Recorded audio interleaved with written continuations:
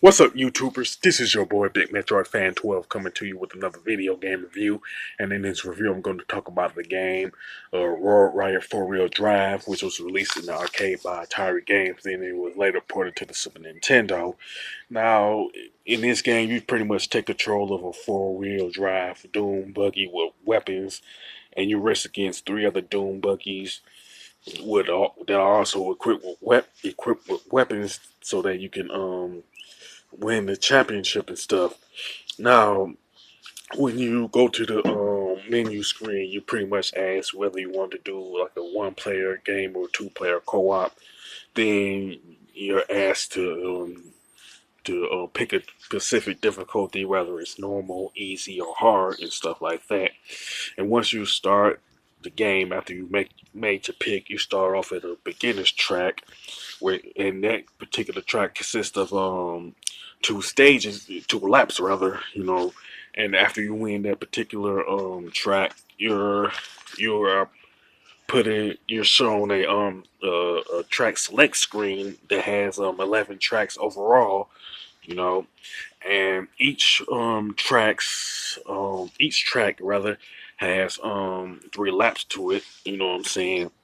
Now the tracks are in New Jersey, Las Vegas, Antarctica, Saudi Arabia, Iowa, Africa, Swiss, Alabama, Mexico, Ohio, California, and Australia.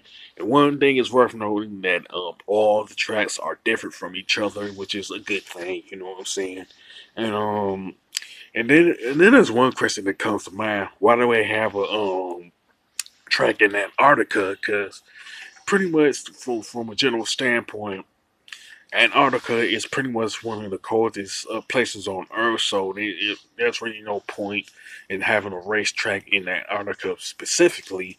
But they could have had it in someplace in Canada or someplace in Alaska. You know what I'm saying? Where it's of course a lot warmer than in Antarctica and stuff like that. You know what I'm saying?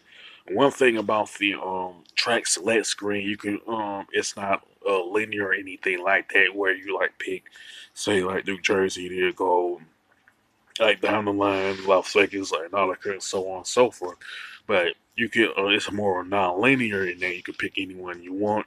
It's pretty similar to the Mega Man franchise, especially the ones that was released on the NES and Super Nintendo, along with the ones that was released on Game Boy stuff. Now, like after you win a race, whether it's say California or Swiss Alps, they'll ask you whether or not you want to continue the race. Now, to me, the obvious answer is yes. You know what I'm saying? They could have had it where after you win a specific race, whether it's New Jersey or Saudi Arabia, they just put you back in the track select screen. You know what I'm saying? Where you can pick your the next race. You know what I'm saying? No, because of course the one thing about it, if you like don't come in first in any of the races, you can go back and redo that particular race track again and stuff. But my thing about the that question about whether or not you want to continue, like I say, they should have just had it go back to the track select screen and everything. And of course, there's the hazards, rocks and sand and make you slow down and stuff like that, oil slicks, and pretty much the typical type of hazards that you see in other racing games and stuff like that. Now, the graphics and design are okay. Within the color palettes are mediocre at best. You know what I'm saying? Now, the controls and gameplay are okay, but the weapons that you use in the game are not really that impressive. You know what I'm saying? They could have liked, in my opinion, could have left the weapons out of the game because for the most part you probably don't need them anyway. You know what I'm saying? Especially on the easy mode. You know what I'm saying in terms of the difficulty. Now, As far as the soundtrack is concerned, there is no soundtrack at all in terms when you're doing the gameplay and stuff like that. And I'll be honest enough to admit that Road Riot 4 Wheel Drive could have benefited from having a soundtrack. You know what I'm saying? Two good examples are Super Mario Kart and Road Racing for Super Nintendo, who both of them have a soundtrack during gameplay, and the soundtrack to those two games are awesome and stuff like that. So I don't get why there was no soundtrack for World Riot 4 Wheel Drive, and the fact that there's no soundtrack is one of the biggest flaws that I found with this particular game. Now, I can be honest enough to say that Road Riot 4 Wheel Drive could have been a good game, but it just ended up being mediocre and stuff.